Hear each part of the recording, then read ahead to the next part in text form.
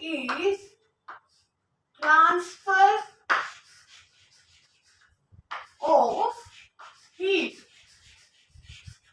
As I told you earlier, जैसे मैंने आपको पहले बताया था ट्रांसफर ऑफ हीट क्या होता है। देखो मैंने सब पहले समझाया था कि जो हीट है, heat is a form of energy. What is heat? Heat is a form of energy. Heat energy की ही फॉर्म है, ठीक है, which can neither be created nor be destroy. इसको ना तो हम क्रिएट कर सकते हैं ना हम डिस्ट्रॉय कर सकते हैं। अगर हम यहाँ पे हीट की बात करें, heat is a form of energy. Heat energy की ही फॉर्म है and can neither be created, can neither be created nor be destroyed, nor be destroyed.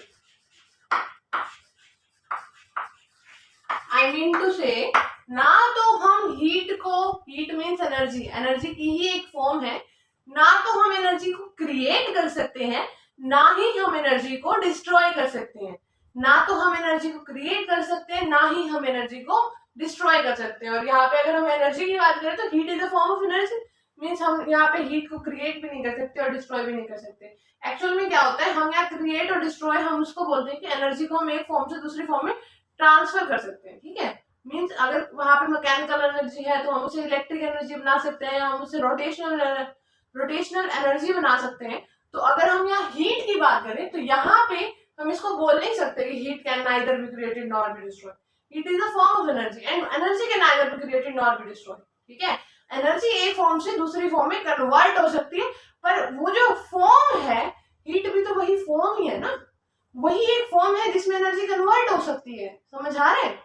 तो हम यहाँ बात करें एनर्जी एक फॉर्म है हीट, ना कि एनर्जी कंप्लीट एक एनर्जी है। हीट की टाइप्स नहीं होती है, समझ आया? तो अब यहाँ अगर हम बात करें तो ट्रांसफर ऑफ एनर्जी तो पढ़ा होगा तुमने कि एनर्जी ट्रांसफर होती है, ठीक है। अब हम बात करेंगे ट्रांसफर ऑफ हीट की। तो पहला हमारा टॉपिक है ट्रांसफर ऑफ हीट। तो हीट कैसे ट्रांसफर होती है? हीट किसी भी एक ऑब्जेक्ट की बात करें, अगर हम बात करें वन ऑब्जेक्ट में, सिर्फ एक ही ऑब्जेक्ट में बात करें, for example this is that object. अगर हम ये वो ऑब्जेक्ट है, सपोज ये वो ऑब्जेक्ट है, ये कोई आयरन की रोड है, ये क्या है? आयरन तो पता होगा मेटल होती है, आयरन रोड है। सपोज ये आयरन रोड है और हमने इसके एक पार्ट को यहाँ पे गर्म कर दिया, ठीक है। ये बर्नर लगा दिया, this is a burner, this is a stand of burner, ठीक है। ये बर्नर बना दिया, ये स्टैंड बना दिया और ये हमने फ्लेम बना दिया, ठीक है। अब हम इस आयरन की रोड को यहाँ से गर्म कर रहे हैं, तो ये वाला पोर्शन गर्म हो जाएगा। ये वाला पोर्शन गर्म होने के बाद, ये तो था हॉट रीजन, क्या था? Hot reason, hot reason. ये पोर्शन गर्म होने के बाद धीरे धीरे ये पोर्शन भी गर्म हो जाएगा, फिर ये पोर्शन भी गर्म हो जाएगा। लास्ट में ये जो कोल्ड रीजन था, जो यहाँ से ठंडी रोड थी, कोल्ड रीजन, ये भी गर्म हो जाएगा। समझ आ रहा है? मीन्स हमने यहाँ फ्लेम अप्लाई की थी, ये वाले एरिया को गर्म होना चाहिए था, ये वाला क्यों हो गया? क्योंकि यहाँ से हीट यहाँ ट्रांसफर होगी, यहाँ से हीट यहाँ ट्रांसफर होगी। समझ आ रहा है? हीट ट्रांसफर हो रही है। अगर हम इस ऑब्जेक्ट की बात करें तो इस ऑब्जेक्ट में हीट एक पार्ट से, एक एंड से दूसरे एंड में ट्रांसफर हो रही है। मीन्स अगर हम वन ऑब्जेक्ट की बात करें तो heat transfer from one end to another end. Transfer, heat transfer from, transfer कहां से हुई है? फ्रॉम वन एंड, एक एंड से जहां पे हमने हीट प्रोवाइड किया है, one heated end, heated means हमने जिस एंड को गर्म किया, one heated end to another end, another end, ठीक है। देखो ये तो था हीटेड एंड जहां पे हमने हीट प्रोवाइड की थी, ठीक है। और यहाँ से हीट ट्रांसफर कहाँ हुई है? अनदर एंड, ठीक है, जहां पे कोल्ड रीजन था, जहां हमने हीट प्रोवाइड नहीं की थी। ये तो हो गया अगर हमने सिंगल ऑब्जेक्ट की बात करी। तो नेक्स्ट अगर हम बात करें मोर देन वन ऑब्जेक्ट की, या फिर हम बोल दें two object, more than one बोल दें, या फिर हम इसको बोल दें टू ऑब्जेक्ट्स की बात करें तो सेम एग्जांपल में हम समझते हैं दो ऑब्जेक्ट के बारे में क्या हो सकता है। एक ही ऑब्जेक्ट हो सकता है, एक ही ऑब्जेक्ट हो सकता है। ठीक है, यहां से हीट ट्रांसफर हो रही है इस ऑब्जेक्ट में ना, हीट यहां से ट्रांसफर हो रही है यहाँ में, यहाँ फ्लेम के थ्रू ट्रांसफर हो रही है, यहाँ ट्रांसफर हो रही है ना। तो heat transfer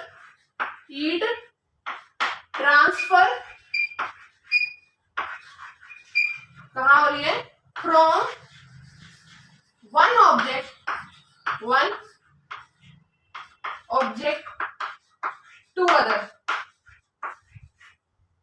to other object is known as, ये बहुत डेफिनेशंस हैं, is known as definitions of transfer of heat. इसकी डेफिनेशन है ये दोनों डेफिनेशन है ट्रांसफर ऑफ हीट की। क्या बोलते हैं इसको? Heat transfer from one heated, in case of one object heat transfer from one heated object heated end to the another end, or we can say in case of more than one object heat transfer from one object to another object is known as transfer of heat। means अगर हम एक object की बात करें तो एक object के case में हीट का ट्रांसफर होना एक ही एंड से दूसरे एंड पे, एक एंड जो हीटेड एंड है जिसपे ऑलरेडी हीट प्रोवाइड की गई है वहां से दूसरे एंड पे हीट का ट्रांसफर होना, उसको ट्रांसफर ऑफ हीट कहते हैं। या फिर अगर हम दो ऑब्जेक्ट की बात करें तो एक ऑब्जेक्ट से दूसरी ऑब्जेक्ट में हीट ट्रांसफर होना भी हम ट्रांसफर ऑफ हीट कहते हैं। समझ आया ट्रांसफर ऑफ हीट का मतलब क्या होता है? ठीक है, अब हम इसके बारे में पढ़ते हैं। सॉलिड, लिक्विड और गैस स्टेज में ट्रांसफर ऑफ हीट का क्या मतलब होता है। Now we will discuss about transfer of heat in case of solid. पहले हम सॉलिड के बारे में पढ़ेंगे, सॉलिड में ट्रांसफर ऑफ हीट कैसे होता है, फिर हम लिक्विड के बारे में पढ़ेंगे, फिर हम गैस के बारे में पढ़ेंगे और फिर हम वैक्यूम के बारे में पढ़ेंगे। इन case of solid, liquid, gas, vacuum. Vacuum होता है जहां पे ना सॉलिड प्रेजेंट हो, ना लिक्विड प्रेजेंट हो, ना ही गैस प्रेजेंट हो, एम्प्टी स्पेस को बोलते हैं वैक्यूम। तो अब यहाँ पे देखो सॉलिड के केस में हीट ट्रांसफर किस मेथड से होती है, उसको बोलते हैं कंडक्शन। उस मेथड को हम बोलते हैं कंडक्शन। तो हीट ट्रांसफर के हमने कौन कौन से तीन मेथड पढ़े थे? पहला method conduction, second method convection और थर्ड मेथड हमने पढ़ा था रेडिएशन। तो सबसे पहले मेथड को हम डिटेल में पढ़ेंगे। तो पहला मेथड है कंडक्शन। पहला मेथड क्या है? कंडक्शन। तो कंडक्शन का क्या मीनिंग होता है? कंडक्शन का मीनिंग है कंडक्शन। ठीक है, कंडक्शन का क्या मीनिंग होता है? कंडक्शन का मीनिंग होता है ट्रांसफर ऑफ हीट, हीट का ट्रांसफर होना in solid particles, solid particles में होना, solid particles without the movement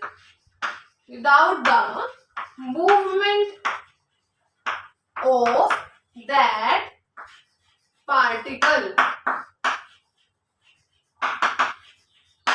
mean solid particles में ट्रांसफर ऑफ हीट होना without the movement of solid particle. देखो अगर हम किसी भी सॉलिड की बात करें, सबसे पहले मैं एक कॉन्सेप्ट समझाना चाहती हूँ, व्हिच इज एटम क्या होता है। देखो ये पार्टिकल क्या होता है? कोई भी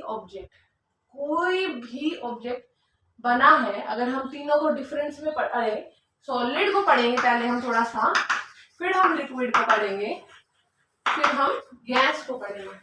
तो पहले हम इन तीनों के बारे में समझते हैं, what is solid, then liquid and then gas.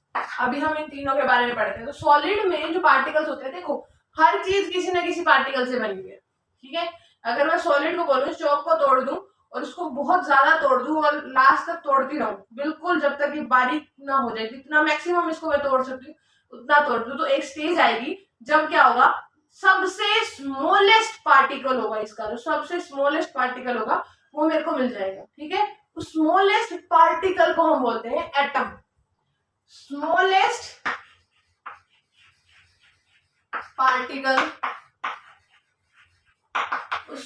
Particle को हम क्या बोलते हैं? Atom, ATOM। स्मॉलेस्ट पार्टिकल को हम क्या बोलते हैं, एटम। मीन्स चाहे सॉलिड हो, चाहे लिक्विड हो, चाहे गैस हो, अगर मैं इसके सबसे स्मॉलेस्ट पार्टिकल यानी कण की बात करूं, इससे स्मॉलेस्ट इसके अंदर क्या हो सकता है, सबसे स्मॉलेस्ट जो भी सबसे स्मॉलेस्ट बनेगा ना, मतलब ब्रेक करने के बाद ब्रेक करते रहेंगे, इसको ब्रेक करूंगी 2 पीसेस में हो जाएगा, फिर 4 में हो जाएगा, मल्टीपल पीसेस में हो जाएगा, पाउडर फॉर्म में हो जाएगा, प्योर टेल्को पाउडर जैसा बन जाएगा, मतलब बिल्कुल स्मूथ पाउडर बन जाएगा। उसमें से छोटा सा पार्टिकल लेके, बिल्कुल छोटा सा सैंपल लेके अगर मैं माइक्रोस्कोप में ऑब्जर्व करूंगी तो मुझे दिख जाएंगे अलग अलग पार्टिकल्स बहुत सारे, ठीक है। तो वो जो सबसे छोटा जो पार्टिकल होगा ना, हमने उसको नाम दिया था एटम, ठीक है। और यही एटम या फिर पार्टिकल्स, स्मॉलेस्ट पार्टिकल्स या फिर एटम्स सॉलिड में कैसे ज्वाइन होते हैं। मान लो एक बॉक्स बनाना है, तो ये एक दूसरे से बिल्कुल टाइटली अरेंज होते हैं, ये एक दूसरे से बिल्कुल टाइटली अरेंज है, दिख रहा है, इनके बीच में स्पेस दिख रहा है, बहुत कम स्पेस दिख रहा होगा, बिल्कुल कम। अब देखो, ये इन्होंने बनाया है एक सॉलिड पार्टिकल, ये देखो इसको क्या बनाया है, रेक्टेंगल में बनाया है, मीन्स एक सॉलिड पार्टिकल में ये जो स्पेस है ना, इसकी बात नहीं कर रही हूँ, एक एटम और दूसरे एटम के बीच में ये जो स्पेस है, जो यहाँ स्पेस होगा, ये स्पेस होगा, ये जो स्पेस है ना, वो स्पेस बहुत कम होगा। ये तो एक एटम हो गया, दूसरा एटम हो गया, समझ आ रहे हैं ना। तो सॉलिड बनाने के लिए देखो, ये एटम्स है, बहुत सारे एटम्स हैं, या फिर बहुत सारे पार्टिकल्स है जो मैं समझा रही हूँ, ये बिल्कुल टाइटली अरेंज होती है। सॉलिड पार्टिकल्स में ये जो पार्टिकल्स होते हैं, ये टाइटली अरेंज होते हैं, टाइटली अरेंज्ड, ठीक है। और अगर हम लिक्विड की बात करें, एक कंटेनर ले लिया, इस कंटेनर में हमने लिक्विड डाल दिया, लिक्विड, ठीक है। अगर हम ध्यान से देखें तो लिक्विड की पार्टिकल्स लूजली बाउंड होते हैं, दिख रहा है, अब सबके बीच में स्पेस दिख रहा होगा, दूर दूर है, ये देखो, ये लिक्विड बना दिया। अब देखो ये कितनी टाइटली अरेंज है, ये कितनी लूजली अरेंज है। गैस के पार्टिकल्स की बात करें तो ये बिल्कुल ही लूजली अरेंज होते हैं, ये देखो, ये तो था loosely arrange as compare to solid particles, ये था एक्सट्रीमली लूजली अरेंज्ड, मतलब इनके बीच में कोई इंटरेक्शन नहीं होती है, बिल्कुल दूर दूर पड़े होते हैं, ठीक है। इसलिए इसके बीच में बहुत स्पेस होता है। अगर मैं इस चौक के बीच में फिंगर डालना चाहूँ, क्या मैं डाल सकती हूँ? नहीं डाल सकती। क्यों नहीं डाल सकती? क्योंकि इसके जो चौक के पार्टिकल्स है ना, वो एक दूसरे के साथ इतनी स्ट्रांगली बाउंड है कि उनके बीच में इतना स्पेस ही नहीं है कि मैं उनमें फिंगर डाल सकूं। लेकिन अगर मैं लिक्विड की बात करूं तो पानी या दूध लिया, उसमें मैं अपना हाथ डिप कर सकती हूँ। अगर मैं एयर की बात करूं तो इजीली हम एयर के बीच में प्रेजेंट है, क्योंकि एयर के पार्टिकल्स के बीच में स्पेस ही बहुत ज्यादा है कि हम उसमें इजीली प्रेजेंट है, समझ आ रहे हैं ना। तो ये तो बहुत लूजली प्रेजेंट होते हैं, ठीक है। ये as compare to solid loosely present होते हैं, और सॉलिड बिल्कुल टाइटली एक दूसरे के साथ जुड़े हुए होते हैं। मीन्स हमारे वर्ल्ड में कोई भी चीज जो सॉलिड है, उसका मतलब ये है उसके पार्टिकल्स एक दूसरे के साथ बिल्कुल टाइटली अरेंज होंगे, समझ आया यहाँ तक, ठीक है। अब ये जो टाइटली अरेंज पार्टिकल्स है ना, ये वाला पार्टिकल मूव नहीं कर सकता, वहां नहीं जा सकता, ये वाला पार्टिकल यहाँ नहीं जा सकता, ये वाला यहाँ नहीं जा सकता, क्योंकि इनके पास एक सीट फिक्स है। जैसे एक बस में बहुत भीड़ है और सीट फिक्स है, तो हम मूव नहीं कर सकते ना ज्यादा, पहली सीट वाला पैसेंजर लास्ट सीट में नहीं जा सकता क्योंकि बस में बहुत भीड़ है ना। और अगर बस खुली है तो जा सकते हैं, इजीली जा सकते हैं, है ना। तो ऐसे ही यहाँ पे पार्टिकल्स मूव नहीं कर सकते, अपनी पोजीशन छोड़ के दूसरी पोजीशन पे इजीली जा नहीं सकते, ठीक है। अगर ऐसा करना है तो हमें इनको बहुत ज्यादा अमाउंट में एनर्जी प्रोवाइड करनी पड़ेगी, मतलब हीट प्रोवाइड करनी पड़ेगी, ठीक है। और अगर इनकी बात करें तो इजीली देखो, पानी को हम गर्म करते हैं तो पानी के जो मॉलिक्यूल्स है वो इवेपोरेट हो जाते हैं ना, इवेपोरेट हो जाते हैं, मीन्स भाप बन जाते हैं, यानी स्टीम बन जाते हैं और हवा में उड़ जाते हैं, ठीक है। सिमिलरली पानी को मूव किया, पानी को हीट किया, हीट करने पे इसके पार्टिकल्स तो इजीली उड़ गए ना, तो मीन्स ये लूजली बाउंड थे। और गैस को तो बिना एनर्जी दिए ही है, वैसे ही इसके पार्टिकल्स बिल्कुल दूर दूर है, तो ये तो बिना एनर्जी के भी उड़ रहे हैं, समझ आ रहे हैं ना। अपनी पोजीशन पे फिक्स तो नहीं है कि ये इसी पोजीशन पे तो इसी पे रहेगा, नहीं, बिल्कुल भी नहीं। ये तो किसी भी पोजीशन पे हो सकता है, इसकी कोई फिक्स पोजीशन नहीं है, इसकी पोजीशन भी चेंज कर सकते हैं अगर थोड़े से अमाउंट में भी इसको एनर्जी प्रोवाइड करती है। इसकी पोजीशन चेंज करने के लिए बहुत ज्यादा अमाउंट में एनर्जी लेनी पड़ती है, बहुत ज्यादा अमाउंट में। अगर ये टाइटली अरेंज नहीं होंगे तो ये सॉलिड बनेंगे ही नहीं, इतना क्लियर है। तो अगर हम कंडक्शन की बात करें, कंडक्शन में अगर हम ये बात करें एक आयरन की रोड है, ठीक है, उसको हमने हीट प्रोवाइड कर दी यहां से, देखो ये बर्नर लगा दिया, ये हमने आयरन की रोड को हीट प्रोवाइड कर दी। आयरन की रोड को सपोज यहां से पकड़ लिया, किसी भी स्टैंड के थ्रू पकड़ के रखा है, ठीक है, ये आयरन की रोड है, ठीक है, हमने इसको हीट प्रोवाइड किया। तो ये जो पार्टिकल्स है अपनी पोजीशन पे फिक्स है, ये मूव नहीं कर सकते हैं। तो ये पार्टिकल्स हीट, यहाँ पे जो पार्टिकल होगा वो साथ वाले पार्टिकल को हीट दे देगा, ठीक है, यहाँ जो पार्टिकल होगा वो अपने साथ वाले को दे देगा, वो अपने साथ वाले को दे देगा, वो अपने साथ वाले को देगा, फिर वो अपने साथ वाले को, वो अपने साथ वाले को, ऐसे करते करते हीट एक जगह से दूसरी जगह धीरे धीरे जा रही है। समझ आ रहा है? तो हीट ऐसे ट्रांसफर हो रही है स्लोली स्लोली। अब यहाँ ध्यान से देखोगे तो ये जो पार्टिकल है ना वो यही है, वो यही है, वो अपनी जगह छोड़ के नहीं गए। ये जो पार्टिकल था ना वो यही है, वो अपनी जगह छोड़ के नहीं गए। फॉर एग्जाम्पल, मैंने बस का एग्जाम्पल दिया, वहां पे पैसेंजर्स बहुत सारे बैठे हैं और पहले सीट पे जो पैसेंजर बैठा है उसके पास कोई सामान है, उसने लास्ट सीट पे पहुंचाना है, क्या वो उठ के इतनी भीड़ में से जाके लास्ट सीट पे दे पाएगा? नहीं दे पाएगा ना।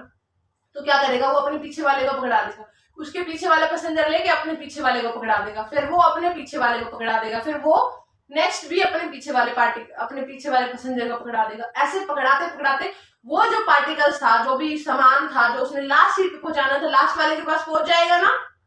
इतना तो समझ आ रहा है? पहली सीट पे जो बैठा है पैसेंजर उसने भेजना है लास्ट वाले के पास, तो वो दूसरे को दे देगा, दूसरे ने तीसरे को दे दिया, तीसरे ने चौथे को दे दिया, ऐसे करते करते जो लास्ट सीट पे बैठा है उसके पास पहुंच जाएगा। अब इस केस में ध्यान ये देना है कि पहला पैसेंजर अपनी सीट पे बैठा है, लास्ट पैसेंजर भी अपनी सीट पे बैठा है, बीच वाले पैसेंजर भी अपनी सीट पे ही बैठेंगे। ऐसे ही यहाँ पे पार्टिकल्स अपनी पोजीशन पे ही रहते हैं, अपनी पोजीशन छोड़कर नहीं जाते हैं, ठीक है। इसलिए इनके केस में कंडक्शन होती है, इसलिए हमेशा सॉलिड के केस में कंडक्शन होती है। लेकिन अगर हम लिक्विड की बात करें तो लिक्विड इतने टाइटली अरेंज नहीं है, तो यहाँ पे इसीलिए कंडक्शन नहीं होती है, क्योंकि यहाँ पे इतनी भीड़ नहीं है और ये पार्टिकल एक जगह से दूसरी जगह जा सकते हैं। मीन्स बस में पैसेंजर बैठे हैं, उनमें ज्यादा भीड़ नहीं है, तो दूसरों को डिस्टर्ब करने के बजाय खुद ही चला जाए, खुद ही मूव कर ले, खुद ही जा जाके सामान दे दे। समझ आ रहा है ना? ठीक है। और इस केस में तो इजीली वैसे ही हो जाता है। तो ये दोनों केस हम पढ़ेंगे कन्वेक्शन में। किसमें पढ़ेंगे? कन्वेक्शन में। अभी हम क्या पढ़ रहे हैं?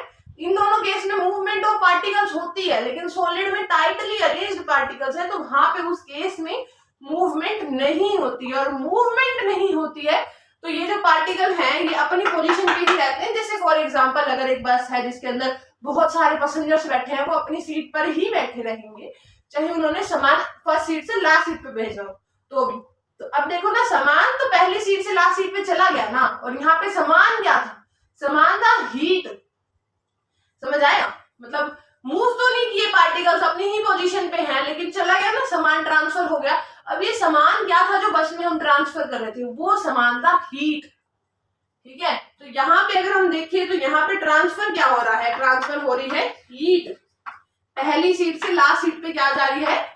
हीट जा रही है। तो ये तो अगर यहाँ पे हीट पहुंची है तो ये तो हॉट हो जाएगा रीजन।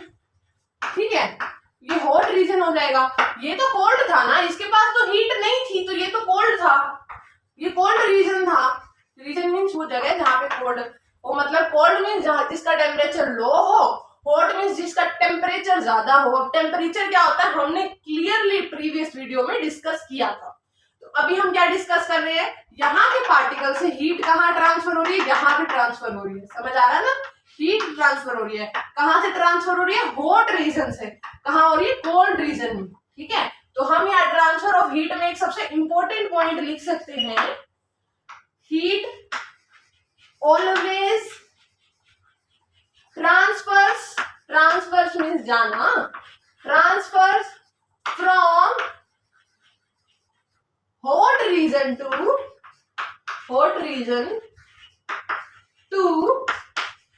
cold region। हम बिल्कुल देख सकते हैं कि हम हॉट रीजन से कोल्ड रीजन पे हीट ट्रांसफर हो रही है। ठीक है, मैं थोड़ा टेढ़ा लिख दिया है तो तुम समझ जाना। ठीक है, हॉट रीजन से ऑलवेज हीट ट्रांसफर होती है कोल्ड रीजन में। मीन्स जहां पे ज्यादा टेम्परेचर होगा वहां से गर्मी जाएगी उस एरिया में जहां टेम्परेचर कम है। इतना क्लियर है? तो अब हम इसको दोबारा अच्छे से समझते हैं। ये वाला एक्सपेरिमेंट सबको नजर आ रहा है? अभी मैं इसको इरेज करके एक एक्टिविटी समझाती हूँ जिससे समझ में आएगी ट्रांसफर ऑफ हीट क्लियरली। अभी हमने कंडक्शन के बारे में समझा है। Conduction means transfer of heat from hot region to cold region without the movement of particle. Particles की मूवमेंट के बिना। समझ आया? पार्टिकल की मूवमेंट किस में नहीं होती है? सॉलिड्स में नहीं होती है। दैट मीन्स सॉलिड्स में क्या होती है? कंडक्शन होती है। इतना क्लियर है? अभी हम इसके बाद पढ़ेंगे कि कंडक्शन एक एक्टिविटी से पढ़ेंगे कैसे हो रही है। उसके बाद हम पढ़ेंगे कंडक्टर्स होते क्या है। फिर हम पढ़ेंगे गुड कंडक्टर और bad conductor. Now we will discuss about one activity in which we can clearly study about the conduction. देखो यहां पे हमने लगा दिया एक स्टैंड, ठीक है, ये स्टैंड लगा दिया। अब ये स्टैंड से हम किसी भी ऑब्जेक्ट को इजीली पकड़ सकते हैं, ठीक है। और यहां से हम पकड़ेंगे क्या? हम आयरन की रोड को पकड़ेंगे। ये आयरन की रोड बना दी हमने। ये इस तरह से हमने इसको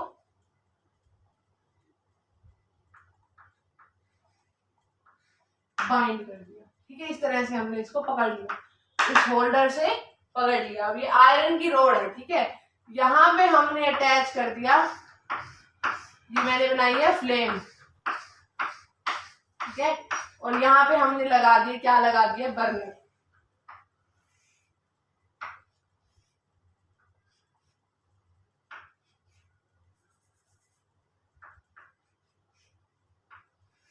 इतना क्लियर है?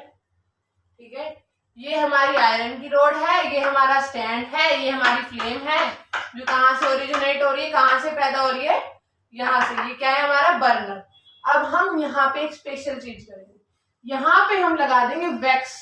यहाँ लगा दी वैक्स, यहाँ लगा दी वैक्स, यहाँ लगा दी वैक्स, और फिर हम यहाँ लगा देंगे वैक्स। ये हमने वैक्स लगा दिया, ठीक है। वैक्स तो पता है ना वैक्स क्या होती है? वैक्स एक ऐसा सब्सटेंस होता है जो सॉलिड फॉर्म में होता है, जैसे ही हम उसको गर्म करते हैं वो लिक्विड बन जाती है। वैक्स पता है ना? वैक्सिंग कराती है गर्ल्स, पता है ना? ठीक है, वही वैक्स।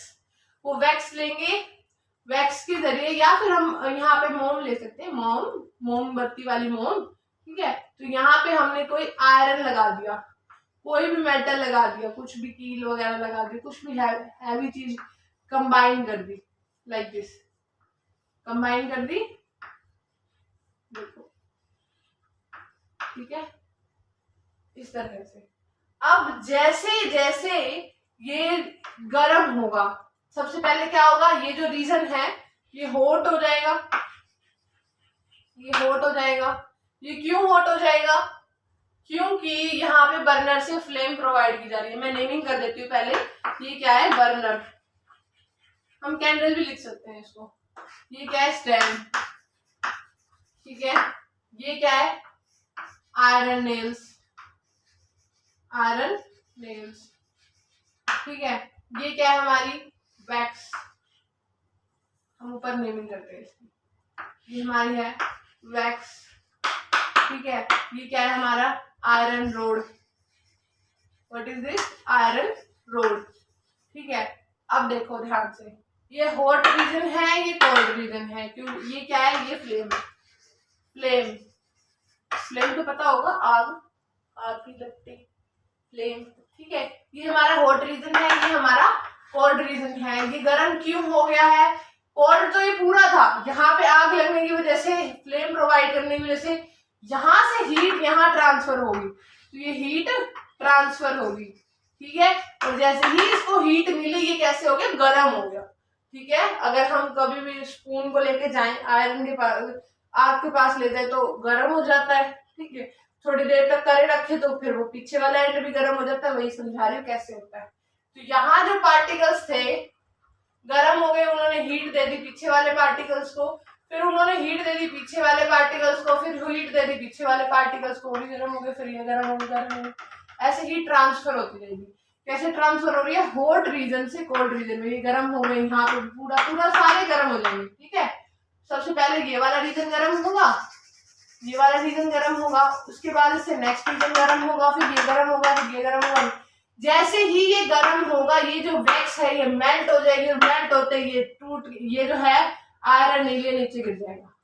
फिर ये मेल्ट होएगी, ये मेल्ट होएगी, तो ये नीचे गिर जाएगा। फिर ये मेल्ट होएगी, क्योंकि धीरे धीरे हीट ट्रांसफर हो रही है, ये मेल्ट होते ही ये जो नेल है नीचे गिर जाएगा। फिर ये मेल्ट होएगा, फिर मेल्ट होते ही ये भी नीचे गिर जाएगा। जब ये सारे नीचे गिर जाएंगे तब हम यहाँ टच करके देखेंगे तो ये रीजन भी गर्म हो गया होगा। ये अब कोल्ड नहीं रहेगा, ये भी हॉट बन जाएगा। समझ आया? इस तरह से हॉट रीजन से कोल्ड रीजन में क्या हो रहा है, कंडक्शन हो रहा है, मींस ट्रांसफर ऑफ हीट हो रहा है। हमने अभी क्या समझा? ट्रांसफर ऑफ हीट कौन से मेथड से? कंडक्शन से, क्योंकि यहाँ पे हमने सॉलिड लिया था।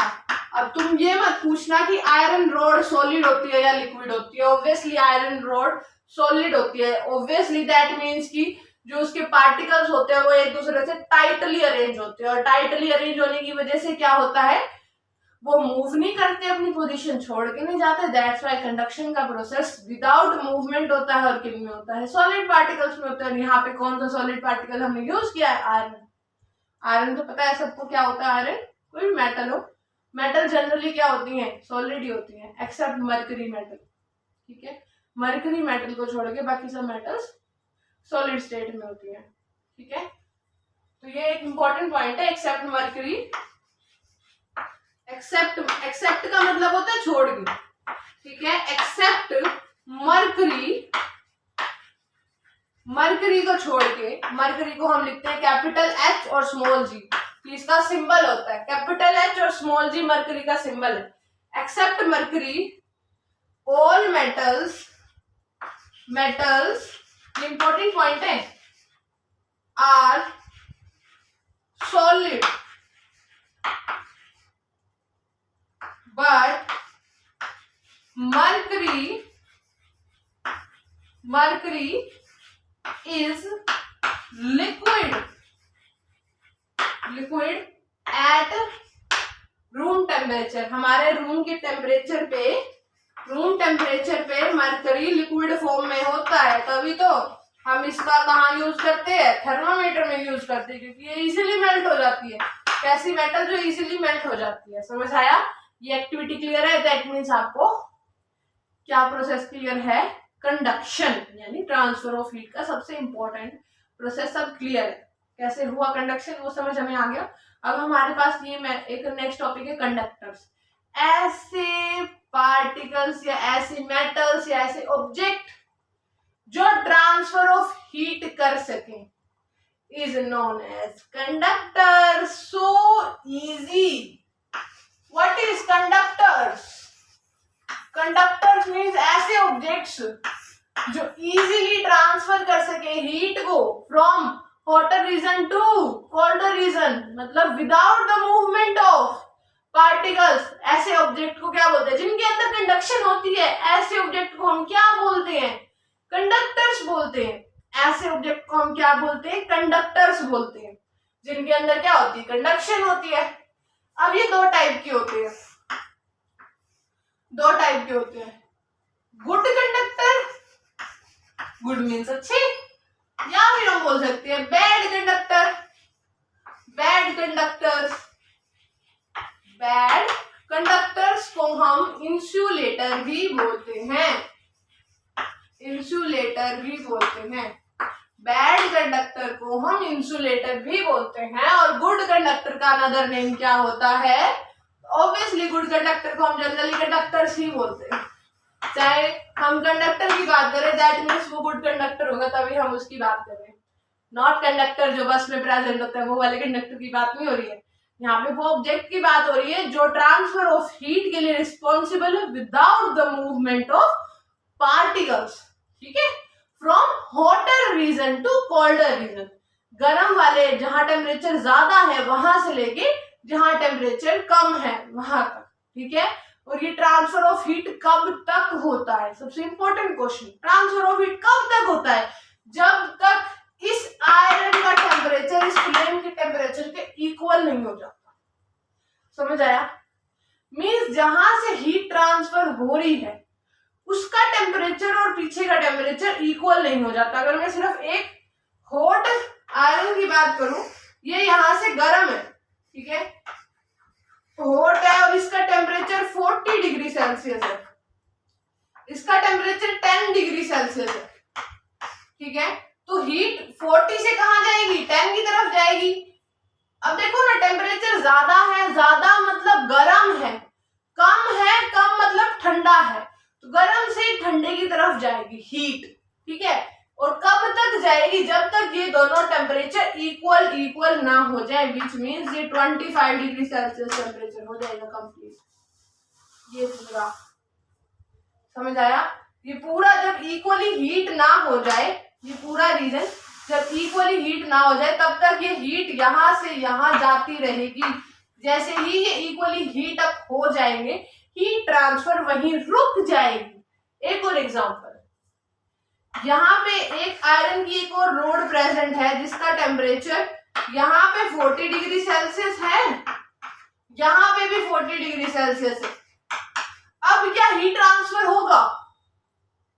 ऑब्वियसली नहीं होगा, क्योंकि वो टेम्परेचर ऑलरेडी इक्वल है, और इक्वल में क्या ज्यादा और क्या कम, कहीं ज्यादा नहीं है कहीं कम नहीं है, तो कहाँ ट्रांसफर होगा, कहीं नहीं होगा, ट्रांसफर नहीं होगा। अब suppose this is 10 and this is also 10 degree Celsius, दोनों टेम्परेचर को कम कर दिया है, बट ध्यान देने वाली बात यहाँ ये है कि दोनों टेम्परेचर 10 डिग्री सेल्सियस और 10 डिग्री सेल्सियस, मतलब इक्वल टेम्परेचर में ट्रांसफर ऑफ हीट नहीं हो सकता। समझ आया? One more important point which is transfer of heat कब नहीं होता, जब वहां पे टेम्परेचर इक्वल हो, चाहे वो कम हो चाहे वो ज्यादा हो, डजंट मैटर, जब वो टेम्परेचर ही इक्वल है तो कहां से ज्यादा से कहां कम जाएगा, जब कोई ज्यादा ही नहीं है कोई कम ही नहीं है, वो है ही इक्वल। अब मैं इसको यहाँ पे कर देती हूँ 30, ठीक है, यहाँ 30 है यहाँ 10 है, अब होगा ट्रांसफर ऑफ हीट? यस, अब होगा, क्योंकि यहाँ पे ज्यादा टेम्परेचर है यहाँ कम है, इक्वल नहीं है।